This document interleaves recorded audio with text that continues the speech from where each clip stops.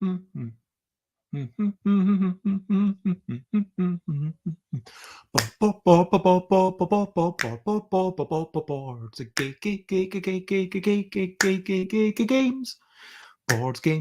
board games, it's what I'm talking about. A game about counting cats, shapes, and colors that keeps getting trickier. I'm not gonna shout. I am starting off this streaming with a little bit of singing, and I'm going to tell you about the history of this game and how it came to be. A game about counting cat shapes and colors that keeps getting trickier. What's it all about? A game about counting cat shapes and colors that keeps getting trickier. I'm not gonna shout. Hello, good morning, good afternoon, good whatever it is, wherever you are. Today it's 10 right now, it's 10 a.m. UK time. Time for Busy Beats and Board Game Blether. And how are you? I hope you are generally well. So I want to chat about one of the games that's on my Kickstarter. I've already chatted about a game about drawing creatures, complementing the drawings and complements the complements. I've chatted about a game about cute comical creatures and trying to identify them after some mixed noises. And now I'll talk about this one. Basically, it started in 2018. I had this idea early in the year and then I kept working on it. 2019, I took it to Spiel and people were enjoying it. And yeah, people were, oh, this is cool. And then I obviously pandemic, I brought it back after a while and added cats, made it to about cats. And yeah, I'll chat about that process. I'll go into a little bit more detail than I just did. But first of all, let's talk about recent highlights, living life and seeing the sights, recent highlights, playing games and other delights, recent highlights. Even though it's anticipation for something that's going to happen, I just want to acknowledge that I read the rules for Durch die Wüste, which means through the desert, and I read the rules for Lunar Base, and having had a look, I'm ready to play them. I'm having someone over. I was saying last week on my personal Facebook, I'm feeling a bit down. Someone said, you know what? I also kind of need a bit of routine. Since you're saying that you need a bit of routine, let's maybe meet up once a week. And that's exactly what I would like. I would absolutely like more occasions where I meet up with people, because Fridays, it's a wonderful day. Yes, I'm going there. It's like a little bit of a cycle away, but it's a safe environment. I know what's going to happen and there's lovely people. And of course, being one of the co-organizers, it means that, yeah, I'm kind of in charge and I've got that bit of power. Myself and Ellie, and Ellie's super lovely. Everyone's lovely. But even though it might be, everyone's lovely at a party, 40 minutes, then my anxiety, but having someone come over, that's a wonderful thing. What did I actually get done yesterday? I did do a lot of emails. I did a little bit of writing and yeah, I didn't do very much is the truth. You know what? I looked at a lot of word games on Board Game Geek and a lot of game systems. I mean, looking at what else is out there is for me kind of research, and so I can sort of, it's game. And yeah, I'm pretty privileged that I get to count that as research. I managed to get out, even though it was raining, to the park and have a bit of a wander, and that was delightful. But yeah, as always, I'm going to say, yeah, I had some drinks. I mean, I feel like routines are a brilliant thing. What's a little thing which is brilliant? Like having the routine to say, okay, at this time I'm going out. Okay, I'm going to make myself a bottle not just of water, but of effervescent vitamins, and then have that little joy of, okay, making sure that I drink enough, because, it's good to be drinking and making sure that I saw a book once that said, oh, you're not hungry or thirsty. And that is sometimes the case. Like sometimes when you're really wanting something to eat, it's like, Are you just wanting the sensation of something passing through your mouth? Are you really hungry? Are you just, yeah, of course, sometimes I'm being greedy. Sometimes I just want to feel the crunch of the crisps in my mouth. And I did actually read yesterday Usagi Ojimbo Saga Volume 9. It is glorious. I'm not such a fan of the Teenage Mutant Ninja Turtles crossover, but I felt like the first 2/3 of this book, all about murder mystery and what's going on. There's a bit of learning about Ishida, like the crime investigator and the lead investigator and what's going on. And yeah, there's some really great stories, and it kept me entertained throughout. So that was a lovely thing to be able to take time. But yeah, routines. Routines are a brilliant thing. And saying, okay, I'm going to do this at this time, this at this time, it brings a little bit of safety. Sometimes it's good to have, okay, I'm going to do something scary at this time, but like you've got that time to prepare yourself. That's what I like, anyway. As always, feel free to comment, ask questions from like follow. If you're watching live, then just ask away, and I will answer all respectful questions right now. If you're watching after the fact, if you see this on Kickstarter or on YouTube, just like ask whatever in the comments, and I will answer as best as I can. So yeah, let's talk about my game. A game about counting cats, shapes, and colors that keeps getting trickier. Let me share the screen. There we go. That is the first image, and I think that this is actually possibly something that I no longer have on my laptop because of it being stolen and whatnot. But here you can see very early on, at the start, there were just a few different shapes. I had this idea of, okay, people, what's something that's not normally tested? What's something that we could, at speed, anything can become a challenge. Like at speed, matching something, it's super easy to say, okay, this thing on this card matches this thing on this other card, like in Jungle Speed. And so it's about what simple activity, given a speed element, would then become kind of like exciting. And because even the simplest thing, as soon as you bring in a time pressure, it's like, oh, can I do it? Can I not? And you bring in your own challenge. If you're competing with someone else, then you know, two adults who are similarly skilled, you're going to have a nicely stressful time. I had previously made Wibble, which a game I'm very proud of, which is a word game, 2 cards in the middle. You shout the words using 1 letter from each card, and then each time you manage to score, you take one of those cards and then flip over another. So now you're using not only the 2 cards in the middle, but all the cards you've already gathered in front of you. And this is a negative feedback loop, a sort of catch-up mechanism that means that anyone who's not doing so well will have an easier time because you don't have any cards in front of you. You just have to worry about the 2 in the middle. Conversely, if you've already managed to gather 2 cards, no, those 2 extra cards can matter quite a bit. So I was thinking, okay, I've done word making. We've got like matching. There's loads of matching games. Counting. There's not like speed counting. Sure, I'm aware that there's like something, but like there's not that many. That feels like a niche. So yeah, so I started off thinking, okay, what can we count?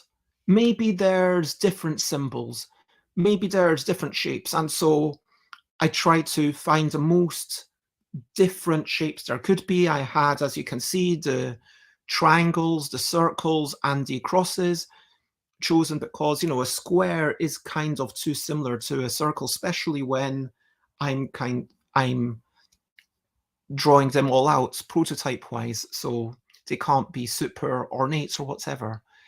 As you can see, the early prototypes, the number of shapes. Actually, let's take a step back. What is going on in this game? In this game, flip over a card. One side of the card will tell you what to count, which here it would say count the triangles and the X's, and you would have to count how many triangles and X's you have. And first person to shout the total number and slap the card, boom, they get it. And that's basically the whole game. Now,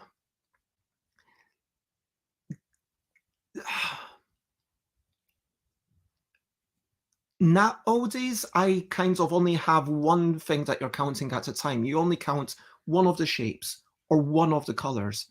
And back then, there wasn't even that.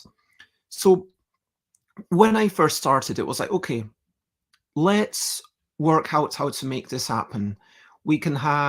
We'll have some cards with different numbers of things on them. Sometimes there'll be 2, as you can see here. Sometimes there were 4. It was 2, 3, or 4. Give it some variance. And early on, someone mentioned, well, I don't want to grab the thing with 4 things on it.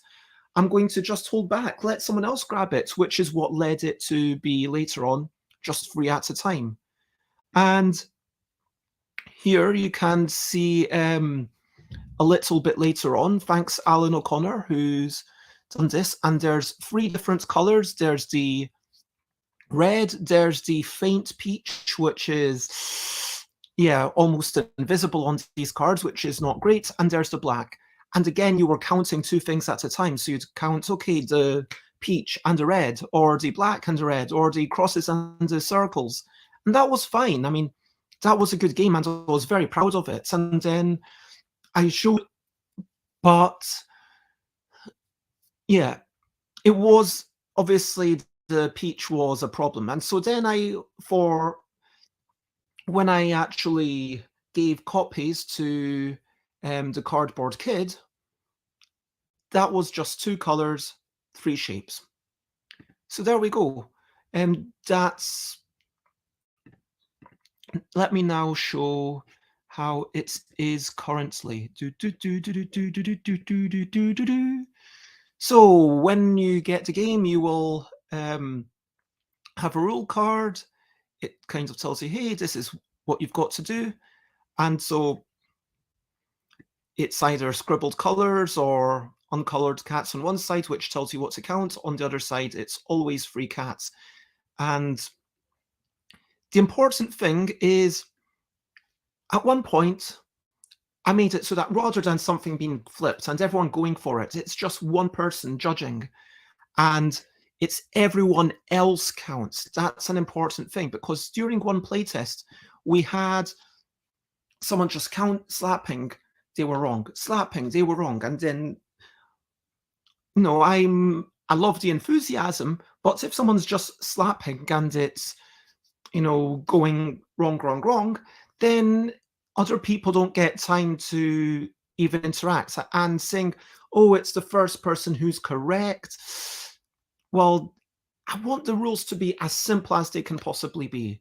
So I quite like to just check the only person that matters is the first slapper. If they're correct, get the card. If they're wrong, they lose everything. And it's the first person to 5. This is, yeah, a little thing that reminds people to join me at 2 p.m. So here now you've got cats. They're a little bit more intricate than the basic shapes, but hopefully you can still tell them apart. There's lying down cats, there's dancing cats, and there's cats curled up into a ball. Now, yeah, these cats, you flip it over, and if you saw one of the yellows, actually this is all going to be shuffled up, so it's pre-shuffled because you don't want to have all the yellows come out at once. But if this card were visible, I would say 1. And if these 2 cards were visible, I would again say 1. But if I already had 2 red things on my own cards, then I'd have to say 3. So it's all about that catch-up mechanism. And I think that's the key thing that I'm really proud of, that catch-up mechanism, where you can also say, okay, for a small child, you just go to 3 cards, and I, as an adult, have to go to 5. Let's see how it works. Or, hey, I've played this hundreds of times, I've got to go to 6 or even 7, and you've got to only go to 5. You can balance it out really easily that way. And, you know, the game isn't... At UK Games Expo this year, I did have it in a first edition Busy Bargain bag, where for the first time I was selling it. I made it. I decided this is a game that's sat around. It's been a long time. I want this to happen. I want to make it, and for people to finally see it and enjoy it. I was happy that people were falling in love with it, but there was clearly, whenever I flipped over and it was, for example, you need to count the lying down and the curled up, people, oh, what? And you could almost see them recoil. And even on subsequent turns, once they'd gotten used to it, it still felt like it was a barrier for a lot of people. I wanted to make the game a bit more accessible. So that's why I went back, introduced a third color, which, even though yellow on white is terrible, you know, yellow on white, if it's got the black outline, then hooray, that actually works. The black outline is what makes the yellow possible. And so, yeah, hopefully you can still tell, okay, that's a yellow scribble, as long as... and you only need to count one thing at a time, because there is enough challenge, especially when you flipped over enough things. And I have had a couple of people say, oh, I really enjoyed the more complex version. And if enough people say that, sure, there will be a trickier game about counting hats, shapes, and colors that gets even trickier. I don't know what's had something like that.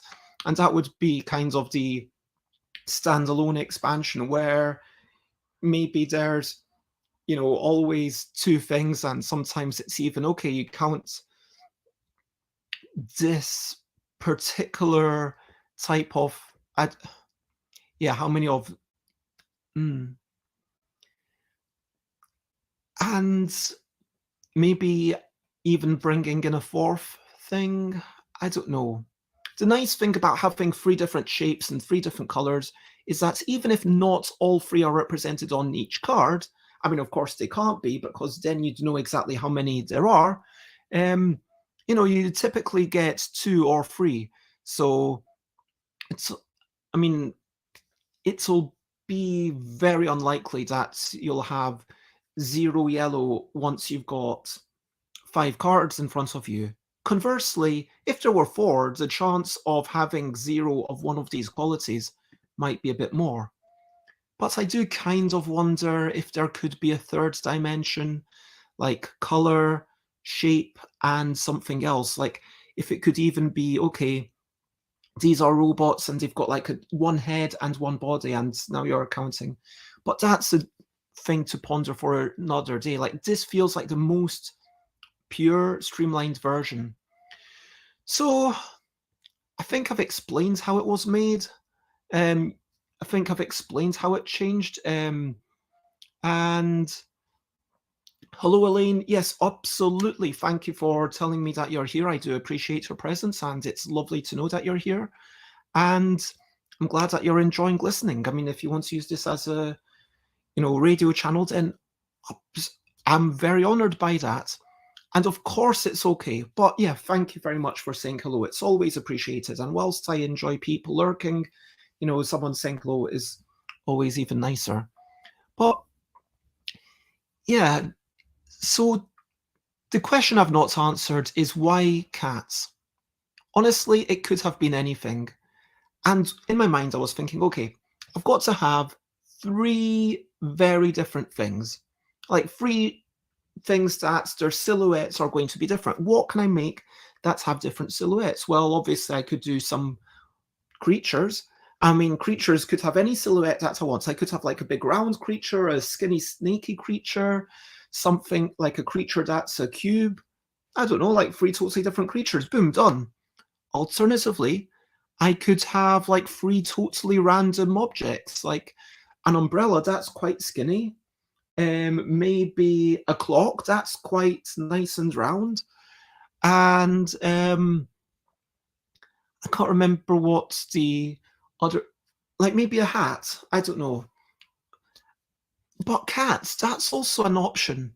Like cats, cats are very live. They kind of, you know, wrap themselves up into balls. I mean, I know that this one, if I, yeah, hopefully can tell that that's a cat. It's like a cat from on top, and yeah, it's drawn a little bit in a scribbly way, but it is, hopefully you can tell that that's a cat.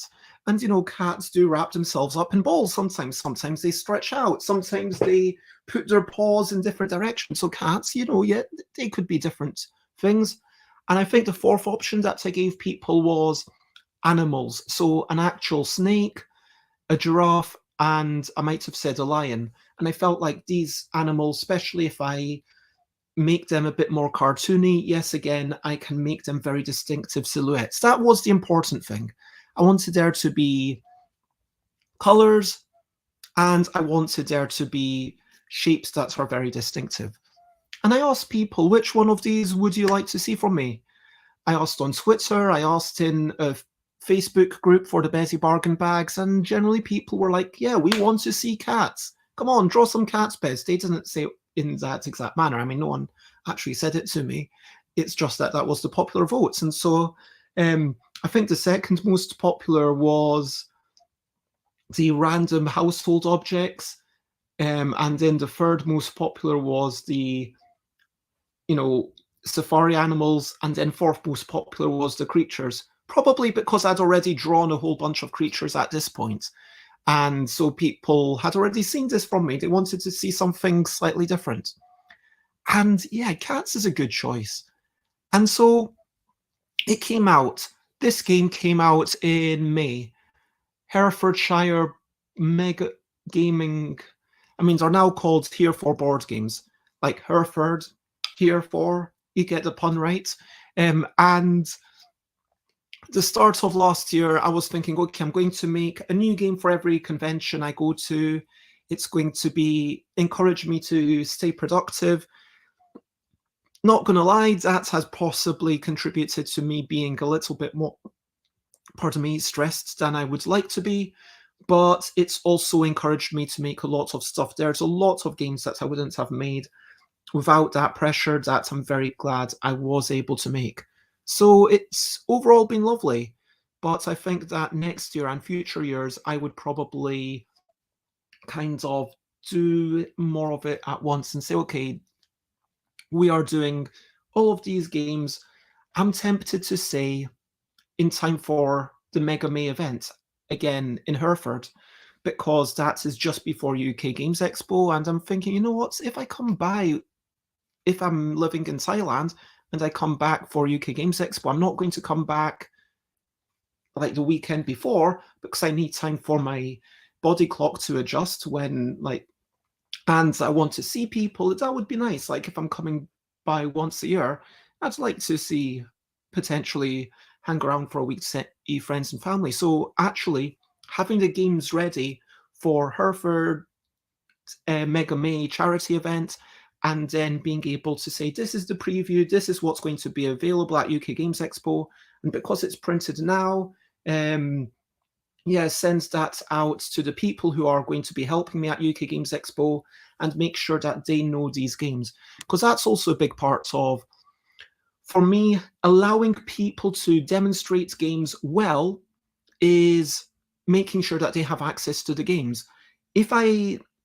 Look, my games aren't the most complicated, but I hate the fact that I wandered around Spiel and a couple of people clearly didn't know their games that super well because they just arrived and the first time that they'd ever seen these games and were when they went to Spiel. And so that doesn't, it's like, how can I help the people who are willing to help demonstrate stuff for me? How can I help them play the games well? Well, the way I do that is by giving them the games ahead of time so they can teach them to their friends, so they can learn how to play them, so they can, once they come to UK Games Expo, it's not a case of remembering the rules and how to teach that correctly, but it's, oh, the rules, I've got that down 100%. Now I'm thinking about how to facilitate the best experience for you. Because it's not just about telling someone the correct rules at a convention. It's also about the order that you teach things in, the timing of at what point do people need this information. And I mean, myself and Paul Grogan, of course, the level of complexity of the games we teach is very different, but I believe that I should be able to get you teach playing most of my games within 30 seconds. And I'll flip over a card and I'll say, this card shows you what to count. This means you've counting the cats that are curled up in circles. This one is the cats that you're counting. How many are there? And someone will say 1. Then I say, correct. Shout that and slap the card, and then they'll say 1, and then immediately they are playing. They are doing something. And that's what I mean about getting someone playing within 30 seconds, maybe even within 10 seconds. I might have a quick preamble before that to say, oh, there's three shapes of cats and there's 3 colors of cats, just so they're aware what's coming up. But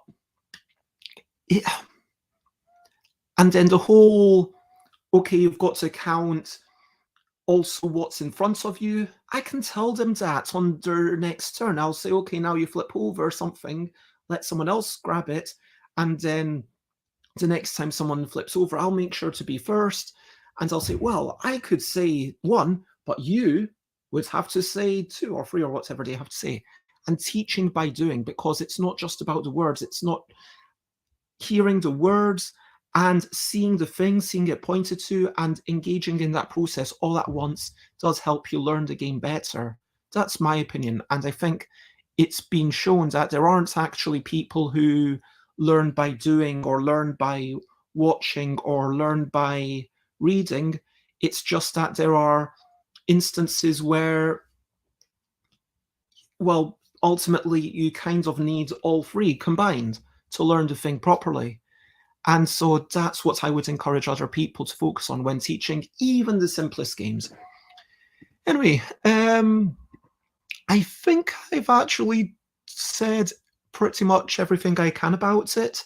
If you've got any other questions about this game, then please let me know. Please ask me.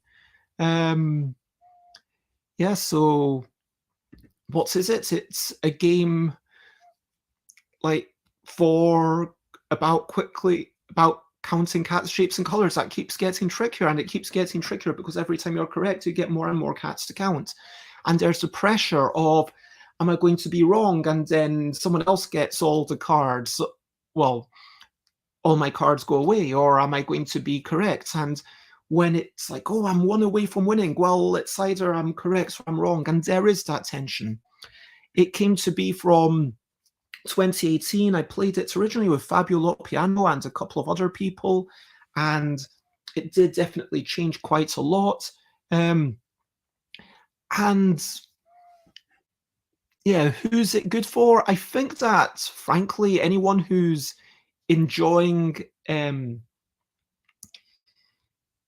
who enjoys speed games, I think that it works okay at 2 players. You know, just flip 1 card in the middle, make sure that whoever flips it away from themselves. And so there's that little aspect of make sure that no one's getting an advantage there.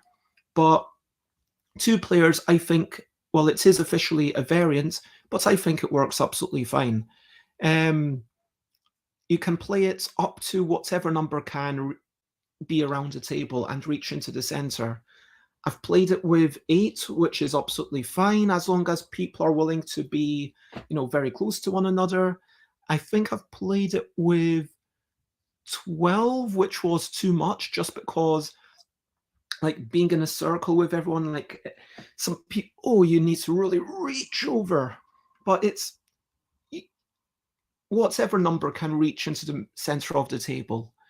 And I do think that at a higher player count, you might want to go to 6 potentially. I personally most prefer it at the, I'm going to say 4, 5, 6. That's what I consider the sweet spot. But also, if I'm playing with someone else who's equally good to me, then I like playing it at 2. But yeah, why cats? Because cats can ball up, and because people wanted to see cats, because I put it up as a poll, and that's what people picked. And that's not very exciting, but that is the answer. If you've got any questions, then please, as I said, type up your questions. Otherwise, I am going to skedaddle and get ready for someone to come over, and we are playing a couple of games together. Which brings me to question of the day. Question of the day. Here's a little question before we go on our way. My question of the day is, what is the last rule book that you read, and what did you think of it? The last rule book I read was actually a translation, like it was a printout of Through the Desert, and yeah, it seemed reasonable. One thing that I didn't like is that it said, okay, for a 2-player game, get rid of this many camels, and for a 3-player game, get rid of this many camels out.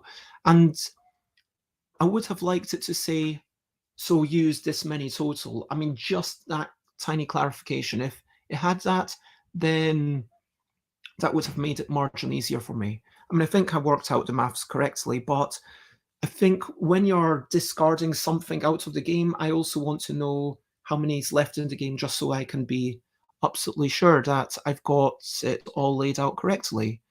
Yeah, that was a nice rule book. And then also, I'm going to say Lunar Base. I read that also last night. That was a nice rule book. I mean, it's a bit small, and so there were a lot of pages to flip through, but they'd made sure that every spread was meaningful and things were, there were plenty of examples, and I looked through and I was like, oh, that's quite clever.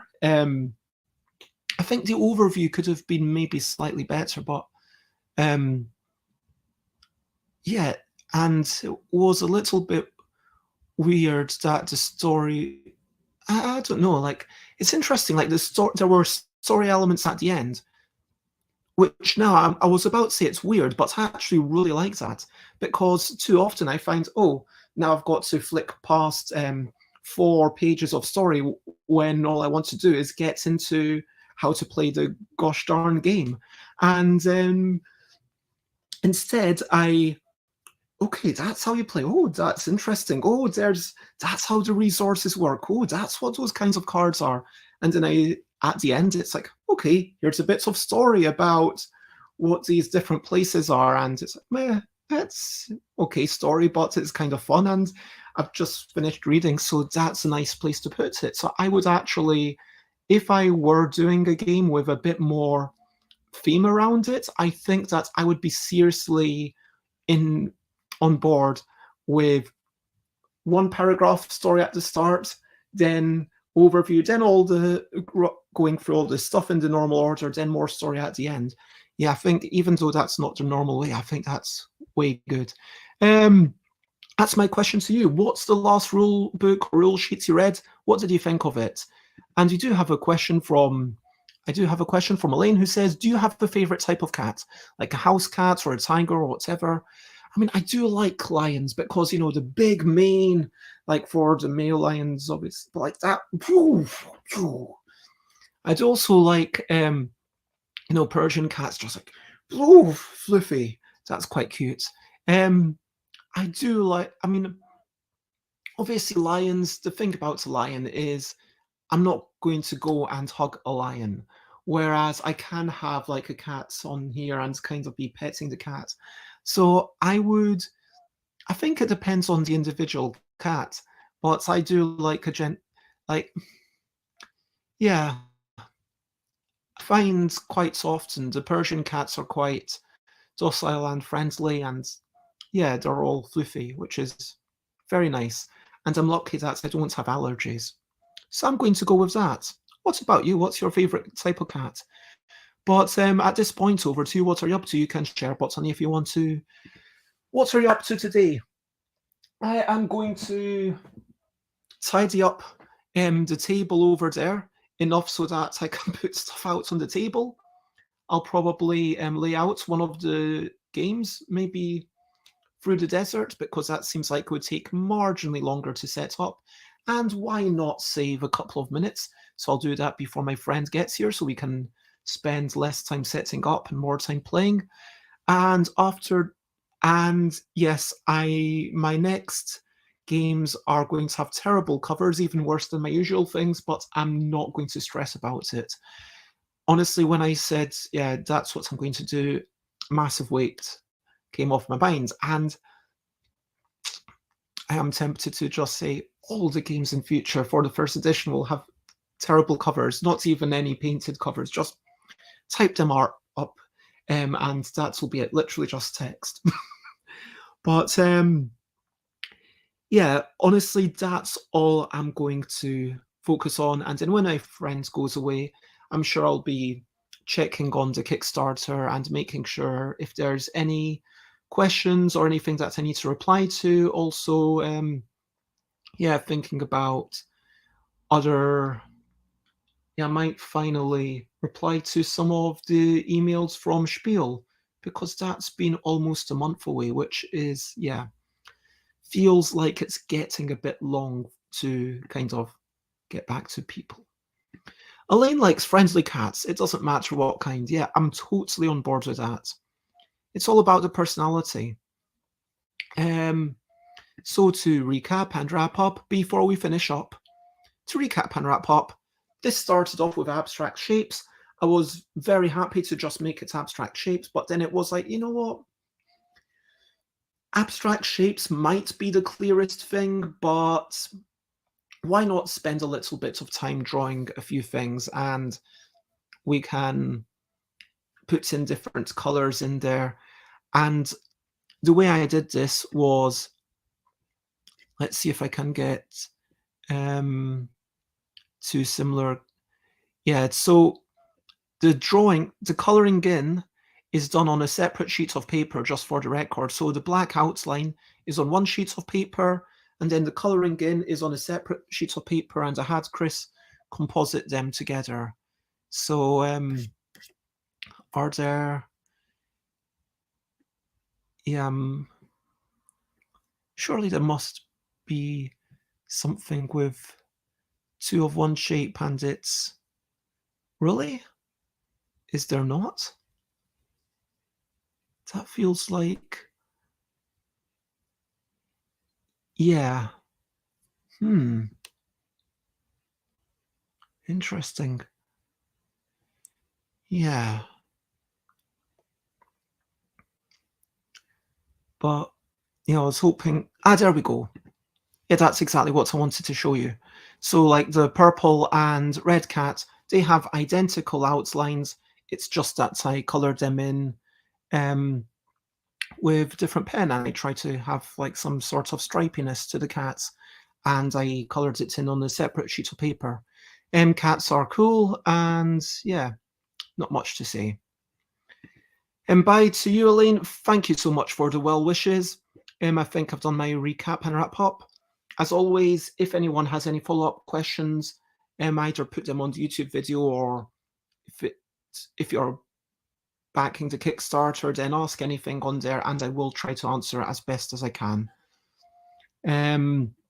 Check me out, Stuff by Bez, in all of the places. stuffbybez.com/streams. Tomorrow with Alan Paul, I will probably be chatting about a mechanism, and then Thursday I will be chatting about a game about quickly matching words to pictures, but never words to words or pictures to pictures. And that's a game that kind of started just before the pandemic. And yeah, wow. But then it was like, let me get this out, 50 copies at least. So I hope that these have been at least somewhat interesting. Please share, spread the word. Thank you very much, everyone. Lots of love. And as always, bye, bye, bye, bye. This is a goodbye song. Do, bye, bye, bye, bye. Thank you for watching along. Bye, bye, bye, bye. This is the end of the show. Bye, bye, bye, bye. And now it's time to go. Bye, bye, bye, bye. This is a goodbye song. Bye, bye, bye, bye. Thank you for watching along. Bye, bye, bye, bye. This is the end of the show. Bye, bye, bye, bye. And now it's time to go. Bye-bye, everyone. Lots of love. Bye-bye.